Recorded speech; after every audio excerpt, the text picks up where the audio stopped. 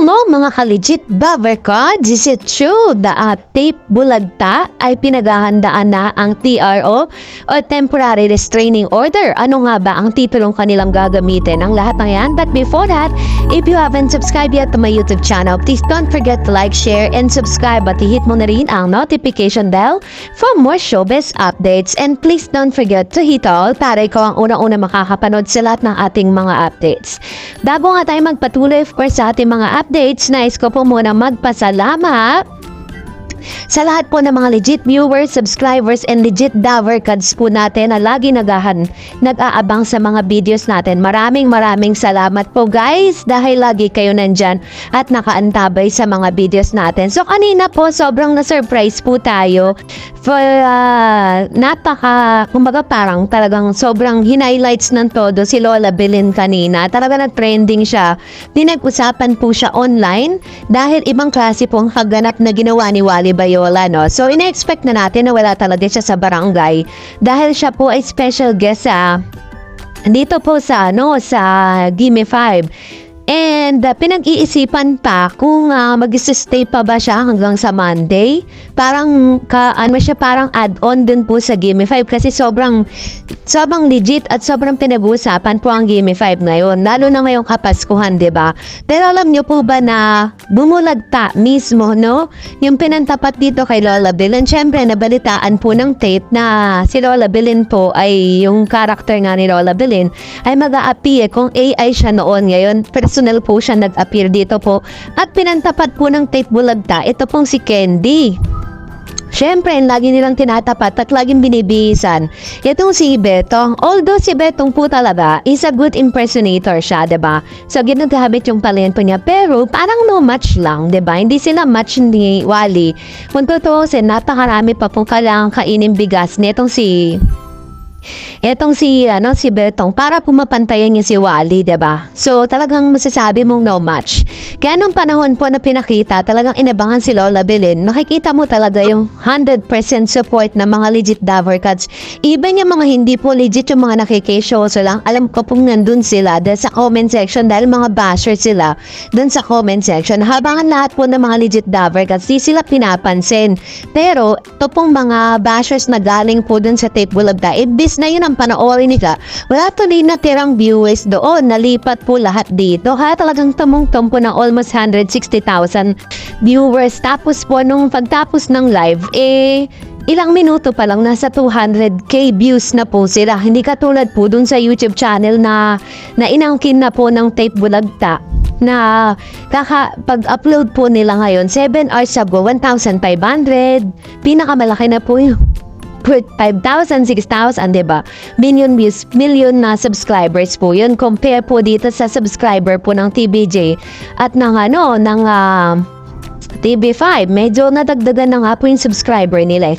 But anyways, ngayon, pag-uusapan natin ito kasi, di ba po may mga nabalitaan po tayo na this coming October 29, according to Attorney Enrique Buco, na ipapalabas na po, lalabas na yung tinatawag na TRO na kanilang ipinaglaban dito po sa Marikina Regional Trial Court, kung saan ito po yung isang nagsasabi na kailangan po muna nilang ihintong gamitin ang dito ng Itbulaga hanggat habang gumugulong pa yung kaso. Kahit nasabihin po natin na naglabas na po, parang tagilid ang Tape Incorporated na mapasa kanila yung titulo dahil po nagkaroon ng parang na-overlook or hindi nila naagapan, no? At hindi sila kinatigan ng korte na magpasa pa ulit dahil tapos na nga po yung process. So dahil dito, yan na, nagpatawag na sila ng meetings, tapos nag-iisip na rin po sila kung ano po yung possible na pwede nilang gamitin kapag po dumating na yung TRO. Kasi sabihin na natin na parang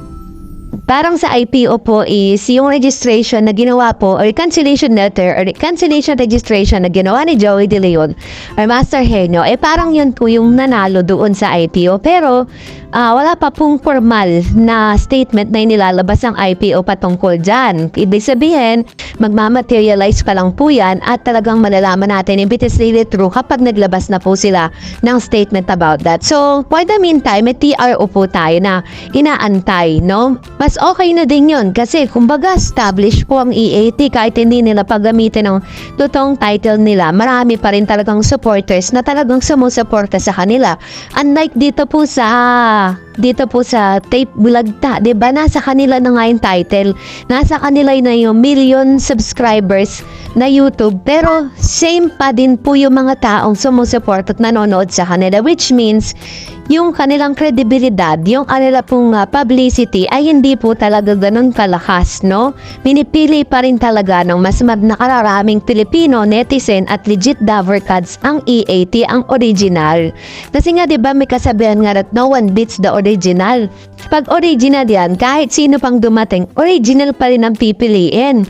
Kahit magpalit pa ng title yan, kahit magpalit pa ng bihis yan, alam ng tao yan. At isa sa pinag-iisipan po nilang gamitin kapag po dumating yung TRO is yung etabong EB Happy.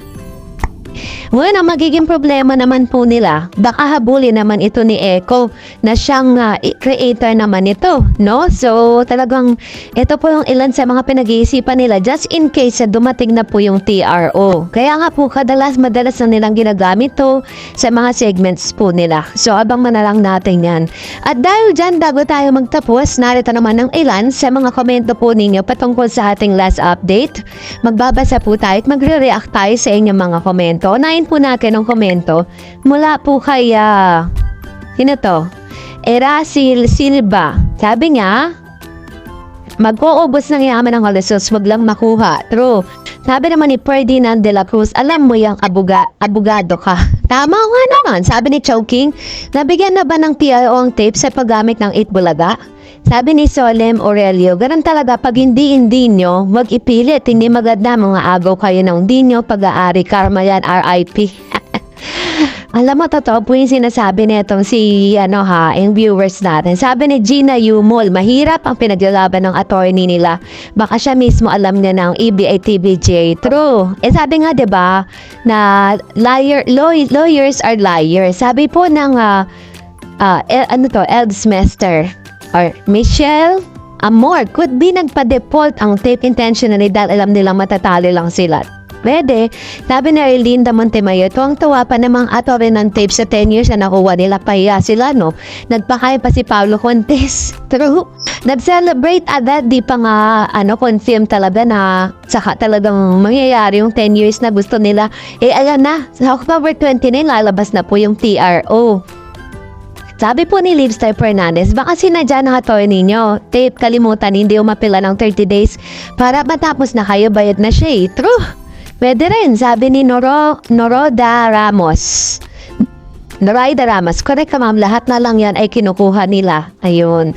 Totoo naman po, diba? Lahat na lang po ng mga sa original kinukuha nila. Makuha man nila lahat yan. Wala pa rin naman talaga silang supporters. And that's it for today. For more videos and updates, please don't forget to like and subscribe. And please follow me on my Facebook page, DarEdsTV. God bless everyone.